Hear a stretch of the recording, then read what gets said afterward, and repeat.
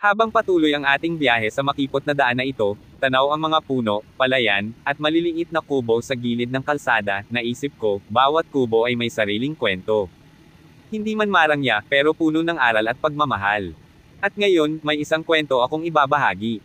Kwento ng pamilya na marahil ay kapareho rin ng ilang kwento sa ating buhay. Sa isang baryo, nakatira ang mag-anak na sina Mang Ramon at Aling Liza kasama ang kanilang 3 anak. Isang simpleng kubo lamang ang kanilang tirahan. Si Mang Ramon ay isang magsasaka na araw-araw nagbubungkal ng lupa. Si Aling Liza naman ay nagtitinda ng gulay at prutas sa palengke. Ang kanilang mga anak ay nag-aaral, may pangarap na balang araw ay makaahon sa hirap. Tuwing hapon, nagsasalo-salo sila sa hapag, kahit simpleng nilagang saging at kape, masaya na sila. Para kay Mang Ramon, ang pinakamahalagang kayamanan ay ang pagkakaisa nilang pamilya.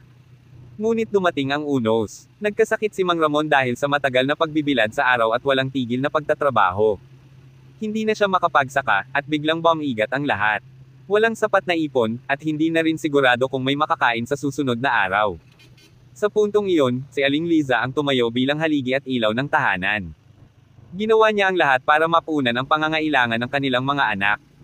Naglakad siya ng malayo para magtinda, at minsan kahit pagod na, ngumiti pa rin para hindi mag-alala ang kanyang pamilya. Hindi lamang si Aling Liza ang nagsakripisyo. Ang panganay na si Elena, kahit gusto niyang matapos ang kanyang pag-aaral, pumasok bilang kasambahay sa bayan para makatulong.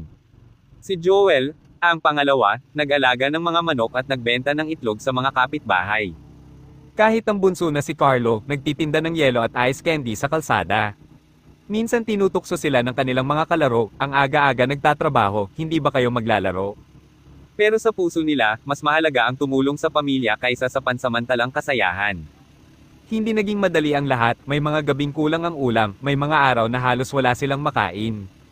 Ngunit sa bawat pagsubok, hindi sila bumitaw, sama-sama silang nagdasal, at sabay-sabay ding bumangon. At kahit sa simpleng kubo lamang, ramdam nila ang presensya ng Diyos. Na kahit mahirap ang buhay, hindi sila pinapabayaan. Nasa kabila ng kawalan, meron pa ring biyayang dumarating. Pagkalipas ng ilang buwan, gumaling si Mang Ramon. Nakita niya ang hirap at sakripisyo ng kanyang pamilya. At doon niya mas naunawaan ang halaga ng bawat simpleng bagay, mula sa butil ng bigas hanggang sa tawanan sa kanilang kubo.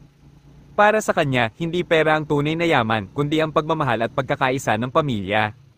At iyon ang aral na baon nila habang nagpapatuloy sa buhay. Kaya kaibigan, habang tayo'y nagpapatuloy sa paglalakbay sa kalsadang ito, sana'y magsilbing paalala ang kanilang kwento.